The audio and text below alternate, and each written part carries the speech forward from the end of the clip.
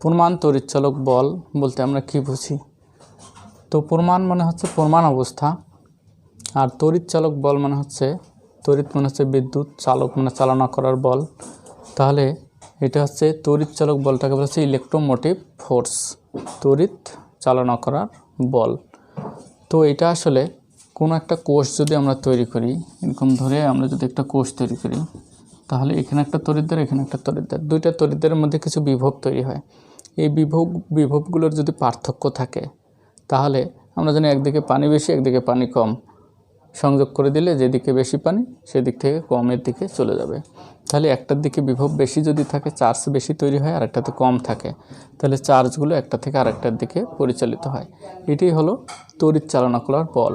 তাহলে এই পার্থক্যটা কত হবে? পার্থক্যটা যত বেশি হবে তড়িৎ চালনা হবে তত বেশি। তাহলে বিভব পার্থক্যটা হচ্ছে বর্তনী খোলা অবস্থায় যদি আমরা রাখি, তাহলে কোনো কোষের বর্তনী খোলা অবস্থায় দুটি তড়িৎদ্বারের বিভবের পার্থক্যকেই আসলে বিভব তড়িৎচালক বল বলা হয়। কিন্তু এখানে আমি প্রমাণ কথাটি লাগিয়ে দিয়েছি। প্রমাণ অবস্থা বলতে বোঝায় 25 ডিগ্রি সেলসিয়াস তাপমাত্রা, 1 ATM চাপ, গ্যাসীয় হলে 1 ATM চাপ, কিন্তু যদি দ্রবণ হয় তাহলে 1 m ঘনমাত্রার দ্রবণটাকেই প্রমাণ অবস্থা ধরা হয়। তাহলে 25 ডিগ্রি সেলসিয়াস তাপমাত্রা, 1 ATM চাপ, গ্যাসীয় যদি হয়, কিন্তু গ্যাসীয় না হলে এটা দরকার নেই, 1 m ঘনমাত্রার দ্রবণের তড়িৎ বিশ্লেষ্য বিশিষ্ট। তাহলে এখানে যে দ্রবণগুলো নেব সেগুলোকে তো তড়িৎ বিশ্লেষ্য বলা হয়। সেই তড়িৎ বিশ্লেষ্যটার ঘনমাত্রা হতে হবে 1 m বিশিষ্ট কোনো কোষের বর্তনী যদি আমরা খোলা অবস্থায় রাখি, এই বর্তনী যদি আমাদের খোলা অবস্থায় থাকে, তাহলে এই দুইটার মধ্যে যে বিভব পার্থক্য তৈরি হবে সেটাকে বলা হবে প্রমাণ তড়িৎচালক বল। এটাকে ইএমএফ, ইলেকট্রোমোটিভ ফোর্স, সংক্ষেপে তড়িৎচালক বল না বলে ইএমএফ বলতে পারি। অর্থাৎ এই জায়গাটাতে আমরা ইএমএফ বলতে পারি। অপরদিকে এইটাকে আসলে ই নট দ্বারা প্রকাশ করা হয়। প্রমাণ হলে ই নট, আর প্রমাণ অবস্থায় যদি না হয়, যে কোনো অবস্থায় হয়, তাহলে শুধু ই দ্বারা আমরা প্রকাশ করব। তাহলে ই নট দিয়ে আমরা প্রকাশ করলাম। এখন কোনো একটা কোষের যদি আমরা প্রমাণ তড়িৎচালক বল বা ই নট, আমরা যদি ই নট সেল মানে কোষের তড়িৎচালক বল চিন্তা করি, তাহলে কোষটাতে দুইটা অংশ, একটা অ্যানোড হিসেবে ক্রিয়া করে আর একটা ক্যাথোড হিসেবে ক্রিয়া করে। যেটা অ্যানোড হিসেবে ক্রিয়া করে সেটাতে জারণ ঘটে, তাহলে অ্যানোডে জারণ বিভব, জারণের জন্য এখানে বিভব সৃষ্টি হবে, তাহলে এটাতে জারণ বিভব, আর ক্যাথোডে ইলেকট্রন গ্রহণ করবে, সেখানে বিজারণ ঘটবে, সেটাকে বলা হচ্ছে বিজারণ বিভব। তাহলে অ্যানোডে জারণ বিভব আর ক্যাথোডে বিজারণ বিভব, এই দুটোর যোগফলটাই হচ্ছে ই নট সেল বা কোষের প্রমাণ তড়িৎচালক বল। তাহলে আমরা এখানে লিখব অ্যানোডে অক্সিডেশন ঘটে আর হচ্ছে ক্যাথোডে রিডাকশন ঘটে, ক্যাথোডে রিডাকশন ঘটে। তাহলে এই দুইটার যোগফলটাই হচ্ছে কোনো কোষের প্রমাণ তড়িৎচালক বল। ড্যানিয়েল কোষের ইএমএফ নির্ণয়। তো আমরা জানি ড্যানিয়েল কোষটি হচ্ছে, একটা হচ্ছে জিঙ্ক সালফেট দ্রবণ, জিঙ্কের দণ্ড, কপার সালফেট দ্রবণ, কপার দণ্ড। তো এইটা অ্যানোড হিসাবে, এটা ক্যাথোড হিসেবে ক্রিয়া করে। অ্যানোডে যে বিক্রিয়াগুলো ঘটে আমরা জানি, অ্যানোডে জারণ বিক্রিয়া ঘটে মূলত, অর্থাৎ জিঙ্ক ধাতু ইলেকট্রন ত্যাগ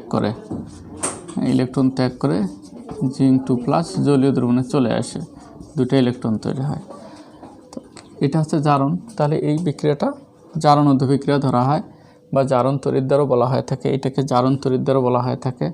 অপরদিকে ক্যাথোডে কপার আয়নগুলো এখানে কি করে, ইলেকট্রন গ্রহণ করে কপার ধাতুতে পরিণত হয়।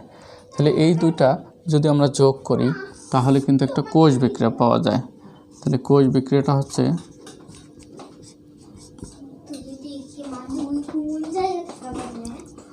কোষ বিক্রিয়া। তো আমরা যদি চিন্তা করি যে এগুলো কিন্তু গবেষকরা কি করছে, যে জিঙ্কের ইলেকট্রন ত্যাগ করা মানে জারণ ঘটার সময় যে বিভবের সৃষ্টি হয়েছিল, জারণ বিভব, সেইটার মান কিন্তু বের করছে। এখানে ই নট জিঙ্ক 2+, অর্থাৎ এই জায়গায় ইলেকট্রন দান ঘটছে, এইটুকু চিহ্ন দেখলে বোঝা যাবে যে এটা জারণ ঘটেছে। এটার মান কিন্তু তড়িৎ রাসায়নিক সারির মধ্যে আমরা এটা পেয়ে যাব। প্রমাণ বিভব মান হচ্ছে 0.76 ভোল্ট। অপরদিকে কপারের ইলেকট্রন গ্রহণের প্রবণতাও কিন্তু যথেষ্ট রয়েছে, তো কপার কিন্তু ইলেকট্রন গ্রহণ করে এত ভোল্ট।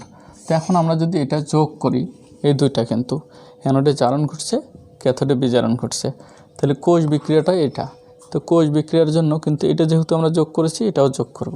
এগুলো যদি আমরা সব যোগ করি, ই সেল অর্থাৎ কোষের জন্য আমরা পাবো 1.10 ভোল্ট। এটা যোগ করলে আমরা 1.10 ভোল্ট পাবো। সামনে কিন্তু যোগ চিহ্ন থাকবে। তাহলে এ থেকে আমরা কি বুঝতে পারলাম যে এই তড়িৎদ্বারটার মধ্যে এই ড্যানিয়েল কোষটার মধ্যে অ্যানোডে জারণ বিভব আর ক্যাথোডে বিজারণ বিভব কিন্তু আমরা এটা পেয়েছি। তাহলে এই যে আমরা এটা পেলাম, এটাকে কিন্তু আমরা সূত্র অনুসারেও বের করতে পারি। ই নট সেল যদি আমরা লিখি, তাহলে এটার অ্যানোডে জারণ, ক্যাথোডে বিজারণ। তো অ্যানোডে জারণ কথাটা আমরা লিখব না, এখন ডাইরেক্ট জিঙ্ক 2+। ক্যাথোডে বিজারণ ঘটছে, তো বিজারণ বা এগুলো লেখার দরকার নেই, কপার 2+ কপার হয়েছে। এই মানটা কিন্তু দেয়া থাকবে, অথবা আমাদের ওই সারি থেকে সংগ্রহ করতে হবে বা মুখস্থ রাখতে হবে। এই মানটা হচ্ছে 0.76 আর এই মানটা হচ্ছে 0.34। এটা টোটালি ভোল্ট, তাহলে 0 প্লাস 1.10 ভোল্ট। তাহলে আমরা কি পেলাম? কোষ বিভবের মান পেলাম এটা, বা কোষের ইএমএফ বলের মানটাই কিন্তু এটা হচ্ছে, অর্থাৎ ড্যানিয়েল কোষের ইএমএফ বলের মান আমরা এভাবে নির্ণয় করতে পারি। অর্থাৎ দুইটা তড়িৎদ্বার খোলা অবস্থায় থাকলে এদের মধ্যে যে বিভবের পার্থক্যটা হবে, সেই টোটাল পার্থক্যটা হবে এই। আর এই পার্থক্যের কারণে এই পরিমাণ সে বিভব তৈরি করতে পারে। এখানে একটা প্রশ্ন তোমরা দেখতে পাচ্ছ, সেই প্রশ্নটা হচ্ছে এরকম: ক্যাডমিয়াম ধাতু আর ক্যাডমিয়াম লবণের দ্রবণ, এটা একটা তড়িৎদ্বার। জিঙ্কের ধাতুর দণ্ড আর জিঙ্কের লবণের দ্রবণ, এটা একটা তড়িৎদ্বার। দুইটা তড়িৎদ্বার তৈরি করা হয়েছে, দুইটা তড়িৎদ্বার দ্বারা একটা কোষ গঠন করা হলো। গঠন করলে এই কোষটার প্রমাণ ইএমএফ কত, বা প্রমাণ তড়িৎচালক বলের মান কত হবে, কোষ বিক্রিয়া সহ এটা দেখাতে বলা হয়েছে। কিন্তু এই মানগুলো দেয়া আছে। এখানে ক্যাডমিয়ামের, এখানে কিন্তু ইলেকট্রন গ্রহণ করছে, অর্থাৎ ক্যাডমিয়াম আয়ন ইলেকট্রন গ্রহণ করে ক্যাডমিয়াম ধাতুতে পরিণত হয়েছে। এর জন্য কিন্তু 0-র চেয়েও কম, অর্থাৎ ইলেকট্রন গ্রহণের প্রবণতা কম। অপরদিকে জিঙ্কের, এটাও বিজারণ অবস্থায় দেয়া আছে, বিজারণ বিভবের মান দেয়া আছে, এটাও ঋণাত্মক কিন্তু দেয়া আছে। এখন ইলেকট্রন গ্রহণের প্রবণতা যার যত বেশি আয়নগুলোর, আমরা জানি যে ধাতুগুলোর ইলেকট্রন ত্যাগের প্রবণতা বেশি হলে, তো প্রথম আমাদের কাজটা হচ্ছে এখান থেকে আমাদের অ্যানোড কোনটা হবে, ক্যাথোড কোনটা হবে, এটা নির্ণয় করে নিতে হবে। তো অ্যানোড এবং ক্যাথোড নির্ণয় করতে গেলে যদি জারণ বিভব হিসাবে মানগুলো দেয়া থাকতো, তাহলে যে ইলেকট্রন দান করার প্রবণতা বেশি দেখাবে, অর্থাৎ যার এই বিভব মানটা বেশি হতো সেটা হতো অ্যানোড, যার কম হতো সেটা হতো ক্যাথোড। কিন্তু এখানে গ্রহণ হিসাবে দেয়া আছে, অর্থাৎ কোন আয়নটি আগে ইলেকট্রন গ্রহণ করবে। তাহলে এইখানে যে মানটা বেশি দেখা যাচ্ছে, এই যে এই মানটা দেয়া আছে, ইলেকট্রন গ্রহণের প্রবণতা এর চেয়ে এর কম। তাহলে এখানে ইলেকট্রন গ্রহণ করার প্রবণতা এর বেশি, কারণ এই ভ্যালুটা বেশি, এই ভ্যালুটা কম। তাহলে আয়নগুলোর যার ইলেকট্রন গ্রহণের প্রবণতা বেশি হবে সেটা হবে ক্যাথোড, যে ইলেকট্রন গ্রহণ করে সেটা হয় ক্যাথোড, আর যে দান করে সেটা হয় অ্যানোড।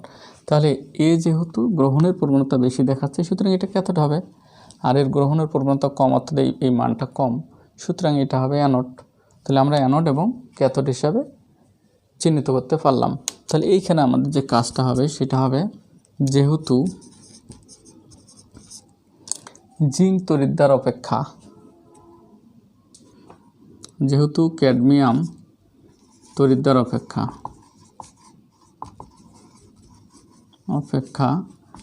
জিঙ্ক তড়িৎদ্বারের বিজারণ বিভব মান,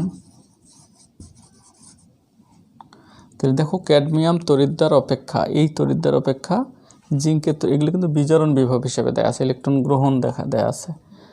ইলেকট্রন গ্রহণ হোক ত্যাগ হোক, যে অবস্থায় থাক না কেন আমাদের চিহ্নিত করতে হবে ক্যাথোড আর অ্যানোড। তাহলে বিজারণ, ক্যাডমিয়ামের বিজারণ বিভব অপেক্ষা জিঙ্কের বিজারণ বিভবের মান কম। তাহলে জিঙ্ক তড়িৎদ্বারের বিজারণ বিভব মান কম হওয়ায় জিঙ্ক তড়িৎদ্বারটি অ্যানোড রূপে ক্রিয়া করবে, অ্যানোড রূপে ক্রিয়া করবে। তো এখন তাহলে এটা যদি অ্যানোড হয়, এটা তাহলে হবে ক্যাথোড। এখন আমরা কোষটাকে একটু ছবি দিয়ে সাজিয়ে লিখি। তো এখানে আমরা চিত্রের মধ্যে যখন দেখব যে দুইটা তড়িৎদ্বার আলাদা আলাদাভাবে দেয়া আছে, তখন আমরা দুইটা তড়িৎদ্বারকে আলাদাভাবে আঁকবো এবং এদের মধ্যে লবণ সেতু দিব। তো লবণ সেতু দ্বারা সংযোগ দেখাবো। তাহলে এটা জিঙ্কের তড়িৎদ্বার, যেটা অ্যানোড হিসেবে ক্রিয়া করবে সেটাকে নর্মালি আমরা বাঁ পাশে এই পাশে লিখবো, যেটা ক্যাথোড হিসেবে ক্রিয়া করবে সেটা ডান পাশে লিখবো। অ্যানোডে বিক্রিয়া কী হবে? জিঙ্ক ইলেকট্রন দান করবে। এখানে যে অবস্থায় দেয়া থাক না কেন, যখন আমরা সংযোগ করব তখন এই দণ্ডটা ইলেকট্রন ছেড়ে দেবে, এই দণ্ডটা গ্রহণ করবে, এই দণ্ডটা গ্রহণ করে, অর্থাৎ ক্যাডমিয়াম আয়নগুলো ইলেকট্রন গ্রহণ করে এখানে ধাতুরূপে এটা জমা হবে। এই দণ্ডটার ভর বাড়বে, এই দণ্ডটা আস্তে আস্তে ক্ষয় হবে। অ্যানোডে ক্ষয়, ক্যাথোডে জমা হয়। তাহলে অ্যানোডে কী হচ্ছে? জিঙ্ক ধাতু, এই সলিড অবস্থা, আয়নে পরিণত হয়েছে দুটো ইলেকট্রন, এটা জলীয় দ্রবণে চলে গেছে। আসলে কোষ বিক্রিয়াগুলো লেখার সময় আমাদের অবশ্যই তার ভৌত অবস্থাগুলো লিখতে হবে, এটা কিন্তু নিয়ম কোষ বিক্রিয়া লেখার। ক্যাথোডে কিন্তু ক্যাডমিয়াম আয়নগুলো ইলেকট্রন গ্রহণ করে ক্যাডমিয়াম ধাতুতে পরিণত হয়েছে। এই দুটো যদি আমরা যোগ করি তাহলে আমরা পাচ্ছি কোষ বিক্রিয়াটি পাচ্ছি। এখন আমরা কোষ বিভব নির্ণয় করতে গেলে তাহলে এটা জারণ অর্ধকোষ বিক্রিয়া, বিজারণ অর্ধকোষ বিক্রিয়া।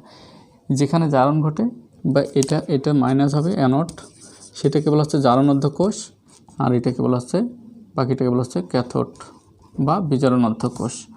এখন আমরা ই0 সেলের মানটা কিন্তু সহজেই সূত্র দিয়ে বের করতে পারি। প্রমাণ অবস্থায় মান দেওয়া আছে ই0 সেল সমান ই0। এইখানে আমরা যদি সূত্রটা লিখি, অ্যানোডে অক্সিডেশন, ক্যাথোডে রিডাকশন ঘটে।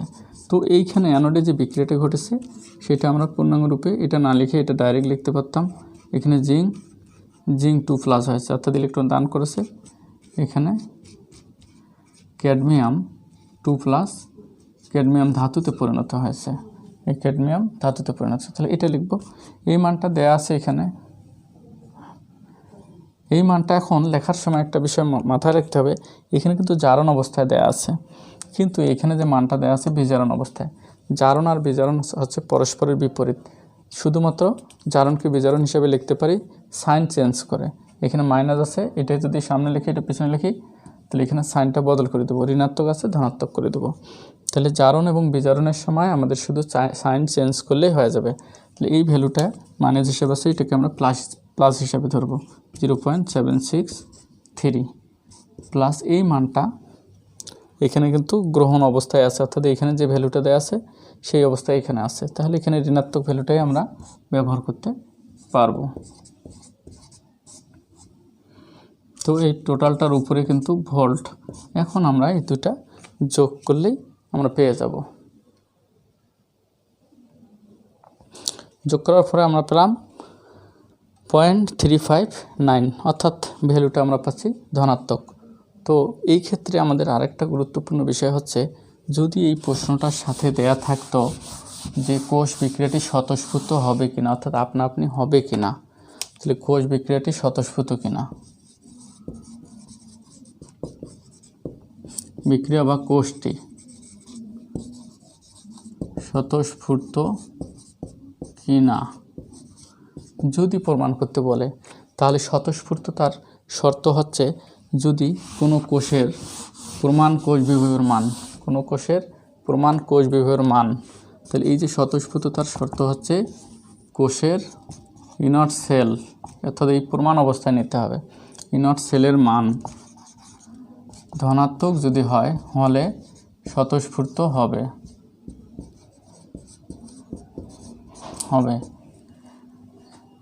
এবং ই0 সেলের মান যদি ঋণাত্মক হয় স্বতঃস্ফূর্ত হবে না, অর্থাৎ এই কোষটা সম্পন্ন করা সম্ভব হবে না। তাহলে কোনো একটা বিক্রিয়ায় আমরা ক্যাথোড অ্যানোড সেট করেছি, আসলে কোষটা আদৌ তৈরি হবে কি না, কোনটা অ্যানোড হিসাবে বা কোনটা ক্যাথোড হিসাবে ক্রিয়া করবে কি না, সেটা জানার জন্য আমরা কোষটা তৈরি করার পর যদি আমরা কোষ বিভবের মান বের করি, আর যদি কোষ বিভবের মানটা ধনাত্মক হয় তাহলে আমরা বলতে পারি কোষ বিক্রিয়াটি স্বতঃস্ফূর্ত হবে, অর্থাৎ কোষটি তৈরি করা যাবে। আর যদি ঋণাত্মক হয় তাহলে বুঝবো যে এই কোষটার বিক্রিয়া ঘটবে না, সুতরাং এই কোষটা গঠন করা সম্ভব হবে না, অর্থাৎ কোষ গঠন করলেও এর মধ্যে কোনো বিদ্যুৎ তৈরি হবে না বা বিক্রিয়া সম্পন্ন হবে না। তো আমরা এখানে যে কোষটি নিয়ে আলোচনা করলাম সেই কোষটির ক্ষেত্রে আসলে কোষ বিক্রিয়া স্বতঃস্ফূর্ত হবে।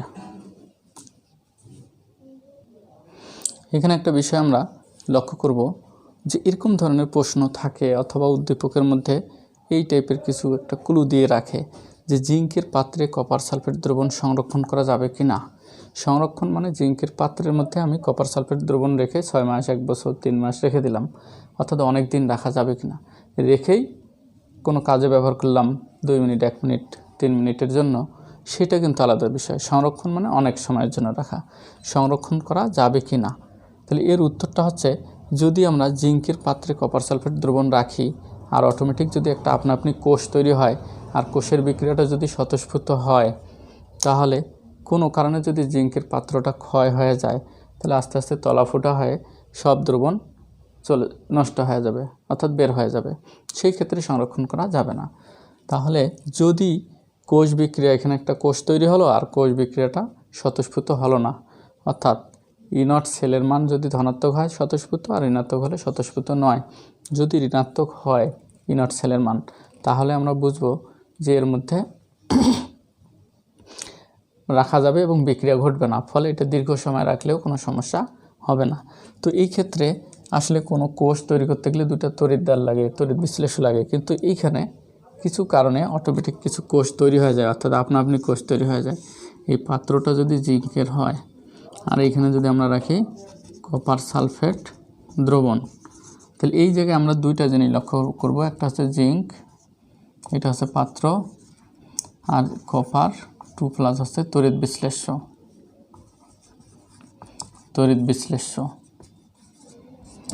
তো এই 2টা জিনিস আমরা যদি রাখি, কোনো কারণে একটা কোষ তৈরি হতেও পারে, এর মধ্যে ভেজাল থাকতে পারে বা এর গায়ের মধ্যে জিঙ্কের মধ্যে অন্য কোনো ধাতু মেশানো থাকলে সেটা অ্যানোড হিসেবে কাজ করতে পারে। এই ক্ষেত্রে একটা কোষ সম্পন্ন করতে গেলে ইলেকট্রন দেওয়ার মতো প্লেয়ার হচ্ছে জিঙ্ক, অর্থাৎ ইলেকট্রন দান করতে পারে, কারণ এটা ধাতু অবস্থায় আছে, এই শুধুমাত্র ইলেকট্রন দান করতে পারে। আর কপার আয়ন ইলেকট্রন দেওয়ার কোনো ক্ষমতা নেই, এ গ্রহণ করতে পারে। যদি কোনো কারণে কোষ তৈরি করতে হয় এই জায়গায়, তাহলে জিঙ্ককে অবশ্যই ইলেকট্রন দান করতে হবে, কপারকে অবশ্যই ইলেকট্রন গ্রহণ করতে হবে। এরকম চিন্তাভাবনা থেকে আমরা কোষটি কল্পনা করব, তার ইএমএফ নির্ণয় করব। তো এটা ছবি আঁকার পর আমরা এখন বলবো কোষটি সম্পন্ন হতে গেলে, এই কোষটি সম্পূর্ণ হতে হলে জিঙ্ক অ্যানোড রূপে, তাহলে আমাদের উত্তরটি হচ্ছে কোষটি সম্পূর্ণ হতে হলে জিঙ্ক পাত্র অ্যানোড রূপে আর কপার 2+ ক্যাথোড রূপে ক্রিয়া করতে হবে। এ কার সাহায্য নেবে সেটা আলাদা, ক্যাথোডে রূপে ক্রিয়া করতে হবে। তো এই ক্ষেত্রে আমরা কি বলবো, তাহলে জিঙ্কে ইলেকট্রন দান করতে হবে। আর কপার 2+কে, এটা জলীয় দ্রবণে ছিল, ইলেকট্রন দুটি গ্রহণ করে কপার ধাতুতে পরিণত হবে। কোষ বিক্রিয়া হতে হবে zinc plus copper, zinc 2+ copper. তাহলে এই কোষ বিক্রিয়াটি হতে হবে। এই কোষ বিক্রিয়াটি হওয়ার জন্য আমাদের, অতএব আমরা কি করব, এখন আমরা যে কাজটা করব সেটা হচ্ছে E0 সেল, এরপর আমরা এখানে আলোচনা করব। আচ্ছা, আমরা জানি E0 সেল সমান অ্যানোডে জারণ। তো অ্যানোডে আমরা অ্যানোড হিসেবে এটাকে কল্পনা করছিলাম, অ্যানোডে জারণ, আর ক্যাথোডে বিজারণ, অর্থাৎ কপার আয়নকে ইলেকট্রন নিতে হবে। তো এই মানগুলো আমরা এখানে দেয় সেটা বসাই যদি দেই, তাহলে +0.76, আর এটা মাইনাস আছে, এটা কিন্তু জারণ অবস্থায় দেয়া আছে, আর আমরা এখানে বসাবো বিজারণ অবস্থায়। তাহলে এই মানটাকে শুধু চেঞ্জ করতে হবে, এখানে প্লাস ছিল, এটা মানটাকে আমরা প্লাস হিসাবেই বসাবো 0.34। তো টোটালটাই হবে এত ভোল্ট। তাহলে এইটা হচ্ছে যোগ করলে +1 + 1 0 ভোল্ট, অর্থাৎ ইনার্ট সেলের মান ধনাত্মক।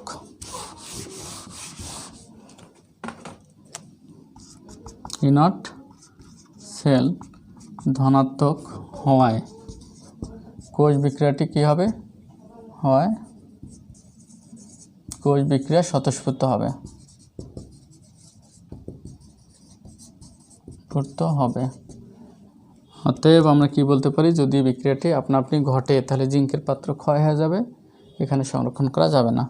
অতএব জিঙ্ক পাত্র ক্ষয় হবে, তাই সংরক্ষণ করা যাবে না।